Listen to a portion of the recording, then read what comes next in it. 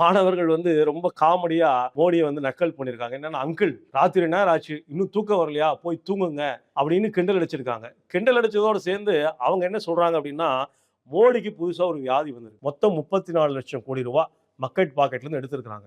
இந்த மக்கள் பாக்கெட்ல இருந்து எடுத்திருந்த அரசு தான் என்ன சொல்லுதுன்னா, விபிஜி ராம்ஜி என்கிற தேசிய கிராமப்புற உறுதி திட்டத்துக்கு பணம் இல்லை அப்படின்னு அதை முடக்குறாங்க. கார்ப்பரேட்டுகளுக்கு வரிச்சலுகை கொடுக்குறாங்க. இந்த 3 கார்ப்பரேட் நிறுவனங்களுக்கு அவங்களுடைய கஜானாவிற்கு நிரப்பக்கூடிய அளவிற்கான ஒரு முடிவை இந்திய மக்கள் மீது திணிக்க பார்க்கிறாரா மோடி? வணக்கம். இது செய்தியும் அரசியலும்.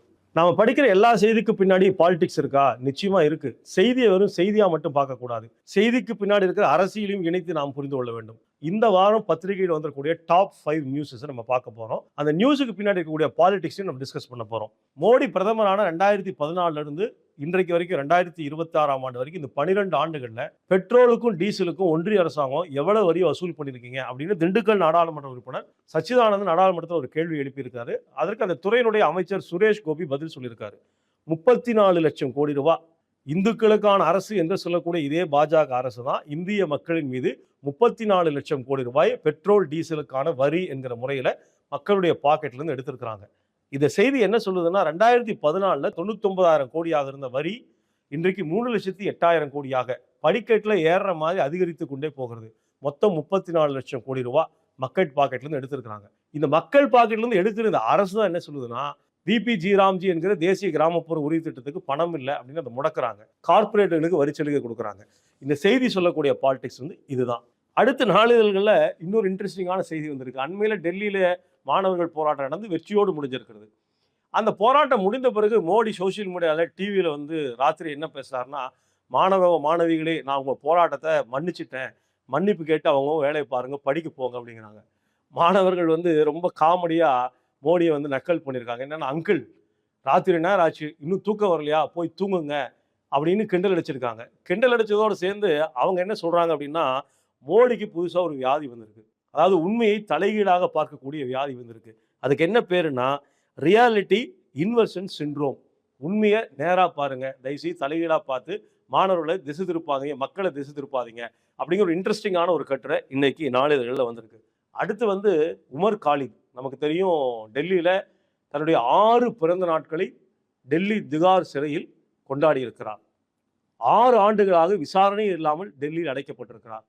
அவருடைய ஒரு மிக முக்கியமான புத்தகம் ஃப்ராக்சர்டு கம்யூனிட்டிஸ் அப்படிங்கிற ஒரு புத்தகத்தை வெளியிடக்கூடிய நிகழ்ச்சியை ஜேஎன்யூ டெல்லி ஜவஹர்லால் நேரு யூனிவர்சிட்டியில் நடத்துறது அப்படின்னு முடிவு பண்ணியிருந்தாங்க. அந்த புத்தகத்தினுடைய தீசிஸ் ராமச்சந்திர குஹா அது பழங்குடி மக்கள் குறித்த ஒரு ஆய்வு. அந்த ஆய்வு கட்டுரையை படிச்சுட்டு இந்தியாவில் மிகச்சிறந்த ஆய்வுகளில் இது ஒரு ஆய்வு அப்படின்னு வரலாற்று ஆசிரியர் ராமச்சந்திர குஹா சர்டிஃபை பண்ணியிருக்காரு. அந்த புத்தக வெளியீட்டு விழாவை இன்னைக்கு ஜேஎன்யூ பல்கலைக்கழகம் தடை பண்ணியிருக்கு. அதுக்கு சொன்ன காரணம் என்னன்னா, ரொம்ப வேடிக்கையான காரணம். இது ஒரு ஜனநாயக நிறுவனம், அவங்க முழுமையான விவரத்தை எங்களுக்கு கொடுக்கல, ஆகவே நாங்கள் அனுமதி மறுத்துட்டோம்னு சொல்றாங்க. ஜனநாயக நிறுவனம் ஒரு புத்தக வெளியீட்டு விழாவை தடை செய்துட்டு அதை ரொம்ப தைரியமா வெளியே சொல்றதுக்கு பெரிய காமெடி. அந்த அளவுக்கு இன்னைக்கு இந்தியாவுடைய ஜனநாயகம் என்பது சந்தி சிரிக்கிறது. எல்லாரும் பயன்படுத்தக்கூடிய நம்முடைய யூபிஐ செயலி, அது சம்பந்தமான ஒரு முழுமையான விவரம் இன்னைக்கு ஒரு கட்டுரையாக வந்திருக்கிறது. அந்த கட்டுரை ரொம்ப அதிர்ச்சிகரமான தகவல்களை உள்ளடக்கமாக கொண்டு வந்திருக்கிறது. பொதுவாக நம்ம எல்லாருமே ஃபோன்லேயே இன்னைக்கு பே பண்ணுறோம். அது காய் வாங்கினாலும் சரி, டிக்கெட் வாங்கினாலும் சரி, ஃபோன்லேயே பே பண்ணுறோம். கிட்டத்தட்ட 90% எந்த ஆப்பை நம்ம பயன்படுத்துகிறோம் அப்படின்னு சொன்னால், ஃபோன்பே 50% மக்கள் பயன்படுத்தக்கூடிய ஃபோன்பே, ஜிபே 33%, பேடிஎம் 7%. நாம் பயன்படுத்துறது இந்த 3 ஆப் தான் 90% பயன்படுத்துகிறோம். இப்போ டிஜிட்டல் இந்தியா என்று சொல்லக்கூடிய மோடி இந்த பரிவர்த்தனைக்கு வரி விதிக்கணும், கட்டணம் போடணும் அப்படின்னு சொல்லியிருக்கிறாரு. ஒருவேளை கட்டணம் போட்டால் என்ன ஆகும் அப்படிங்கிற விவரத்தை இந்த கட்டுரை சொல்லுது. ஒரு மாதத்திற்கு 30 லட்சம் கோடி ரூபாய் இந்த பரிவர்த்தனையில் நம்ம கேஷ் டிரான்சாக்ஷன் பண்ணுறோம். இதில் 2000க்கும் மேலே 65% டிரான்சாக்ஷன் என்பது இருக்குது. சரி, 30 லட்சம் கோடி ரூபா ஒரு மாதத்துக்கு டிரான்சாக்ஷன் பண்ணுறோம். 0.5% வரி போட்டால், அதாவது 100 ரூபாய் நீங்கள் டிரான்சாக்ஷன் பண்ணும்போது 5 பைசா வரி அல்லது கட்டணம்னு சொன்னால், இந்த கார்ப்பரேட் நிறுவனங்களுக்கு ஒரு மாதத்திற்கு எவ்வளவு கிடைக்கும்னா 10,000 கோடி ரூபாய் கிடைக்கும். 5.5% வேண்டாம், 0.3% போட்டால் எவ்வளோ கிடைக்கும்? 6,000 கோடி ரூபாய் கிடைக்கும்.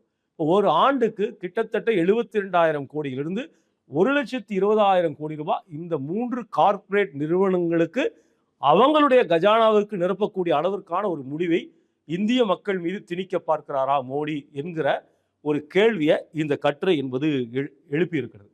அடுத்து இன்னொரு முக்கியமான விஷயம் என்னன்னா, நிதி ஆயோக். இந்த அரசு வந்த பிறகு திட்ட கமிஷனை கலைச்சிட்டு நிதி ஆயோக் என்கிற அமைப்பு உருவாக்குனாங்க. அது ஒரு அறிக்கை கொடுத்திருக்கிறது.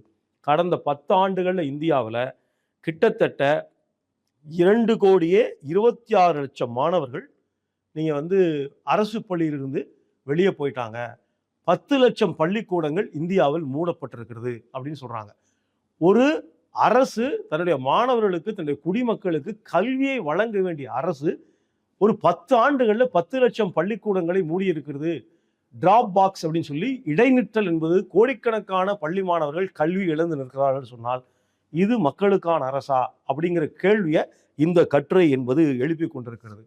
இப்படி அடுத்தடுத்து நம்ம வாசிக்கிற எல்லா செய்திக்கு பின்னாடியும் ஒரு ஆழமான அரசியல் இருக்கு. அந்த அரசியலை தவிர்த்து விட்டு நம்ம செய்திகளை படிக்கவே முடியாது. செய்திகளை வெறும் செய்திகளாக மட்டுமே புரிந்து கொள்ளக்கூடாது. இப்படி எல்லா செய்திக்கு பின்னாடி இருக்கக்கூடிய அரசியலை நம்ம விவாதிக்க போறோம்.